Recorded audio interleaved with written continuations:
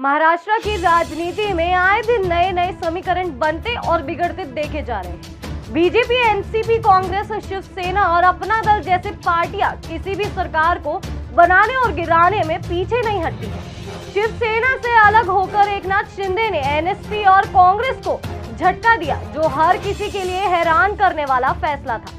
लेकिन अब एक बार फिर से एनसीपी के दिग्गज नेता शरद पवार को अजीत पवार बड़ा झटका देने की तैयारी में लगे हुए हैं। ऐसी खबरें मीडिया चैनलों की सुर्खियां बनी हुई हैं, क्योंकि अजीत पवार अपने 3 दर्जन से ज्यादा के विधायक के साथ पार्टी छोड़ के बीजेपी में शामिल होने का दावा किया जा रहा है। आपको बता दें, एनसीपी सुप्रीम शरद पवार की बेटी सुप्रिया सूले ने भी एक बड़ा दावा करते हुए कहा कि अगले 2 हफ्ते में 2 बड़े सियासी विस्फोट हो सकते हैं। आपको बता दें कि अजीत पवार ने ऐसा पहली बार नहीं किया है, बल्कि पहले भी बीजेपी की सरकार बनवाई थी और देवेंद्र को एक दिन का सीएम भी बनाया था, लेकिन उनके साथ कोई विधायक नहीं आया तो उनकी जमकर किरकिरी भी हुई थी। लेकिन अब इस बार वे बड़ी सावधानी से ऐसा कदम उठाएंगे, क्योंकि पार्टी के मुख्य शरद पवार राजनीति के मंजे हुए खिलाड़ी हैं और उनसे पार पाना आसान काम नहीं है। और अब इसी बीच प्रमुख शरद पवार का भी बयान सामने आया है कि चर्चा सिर्फ मीडिया के मन में है, हमारे मन में नहीं है। एनसीपी के सभी विधायक पार्टी को मजबूत कैसे करें, इसका विचार कर रहे हैं और अजीत पवार ने कई बैठक नहीं बुलाई है। सुप्रिया सूले के इस दावे के बाद से ही महाराष्ट्र में सियासी गलियारों में हवाएं तेज हो गई हैं।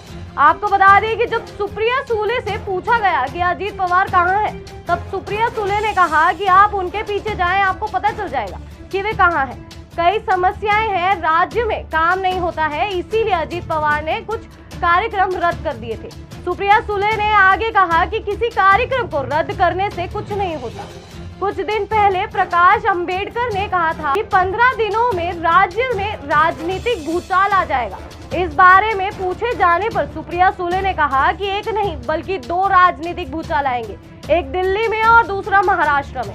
एनसीपी अध्यक्ष शरद पवार ने एक इंटरव्यू में अडानी मामले में कांग्रेस द्वारा की गई जेपीसी की मांग का विरोध किया था। अजीत पवार ने भी मोदी के काम की सराहना की थी। अजीत पवार भी कह चुके हैं कि उन्हें ईवीएम पर भी भरोसा है। हारने वाली पार्टी ईवीएम को दोष देती है, लेकिन अजीत पवार ने ये भी कहा कि ये मान लिया जाए ये जनता है, वह पिछले कुछ महीनों से देवेंद्र की आलोचना करने से भी पीछे नहीं रहे। इस सभी से कयास लगाया जा रहा है कि अजीत पवार बीजेपी में शामिल हो सकते हैं। देश और दुनिया की हर बड़ी खबर के लिए सब्सक्राइब करें नवतेज टीवी और पल पल के अपडेट्स के लिए बेल आइकन को दबाना ना भूलें, क्योंकि आपकी खबरों का भरोसेमंद साथी है नवतेज टीवी।